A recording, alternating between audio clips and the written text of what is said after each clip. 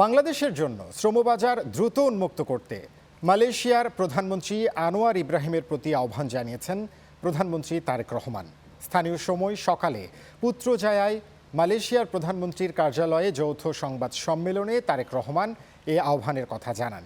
এছাড়া মুক্ত বাণিজ্য চুক্তির আলোচনা এগিয়ে নিতে সম্মত হয়েছে দুই দেশ। বৈঠকে 3টি সমঝোতা চুক্তি স্বাক্ষরিত হয়েছে। বিস্তারিত থাকছে প্রতিবেদনে। স্থানীয় সময় সকালে পুত্রজায়ায় প্রধানমন্ত্রীর কার্যালয় পেরদানা পুত্রা ভবনে পৌঁছান প্রধানমন্ত্রী তারেক রহমান। এ সময় প্রধানমন্ত্রী ও তার সহধর্মিণী ডাক্তার জুবাইদা রহমানকে উষ্ণ অভ্যর্থনা জানান মালয়েশিয়ার প্রধানমন্ত্রী আনোয়ার ইব্রাহিম ও তার সহধর্মিণী দাতুক সেরি doctor one Aziza one Ismail. এরপর লালগালিচায় তারেক রহমান ও ডাক্তার জুবাইদা রহমানকে মালয়েশিয়ার সশস্ত্র বাহিনীর একটি সুসজ্জিত দল গার্ড অফ অনার প্রদান করে।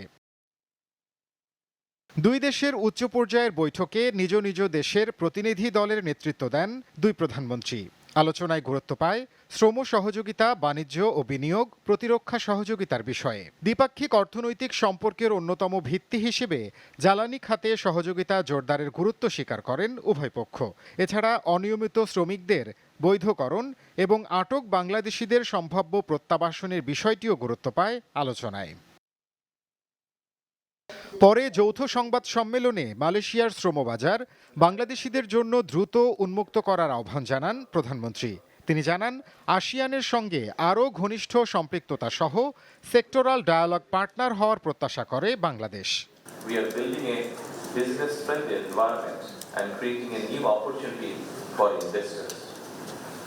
I see strong potential for Malaysian investment in Bangladesh and warmly invite Malaysian businesses to explore those opportunities.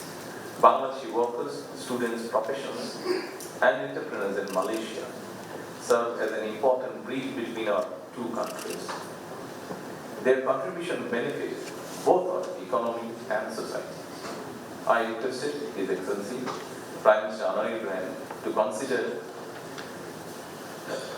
recruiting more Bangladeshi workers as well as to open labor market as soon as possible. এ সময় দ্বিপক্ষীয় বাণিজ্য ও বিনিয়োগের পরিধি বাড়ানোর তাগিদ দেন আনোয়ার ইব্রাহিম। এছাড়া আসিয়ানের মাধ্যমে রোহিঙ্গা সংকট নিরসনে মালয়েশিয়া কাজ করবে বলেও জানান তিনি। Yes, we need the workers. Yes, also and more importantly, we have to protect the welfare of the workers and their families. This continued use of workers being exploited, ill-treated, and purely for personal or company gains cannot be tolerated. And I truly appreciate the sentiments expressed in private and also in the bilateral meetings that we must take the lead in stopping the excesses and making sure it is transparent, meets the requirement of both countries. সম্মেলন শেষে মালয়েশিয়ার প্রধানমন্ত্রীর বাসভবনে মধ্যাহ্নভোজে অংশ নেন তারেক রহমান ও তার সহধর্মিণী জুবাইদা রহমান সহ সফরসঙ্গীরা। সেখানে মালয়েশিয়ার প্রখ্যাত শিল্পীরা মালয় এবং বাংলা ভাষায় সাংস্কৃতিক অনুষ্ঠান পরিবেশন করেন। Sakhawat Suman, channel 9 news desk.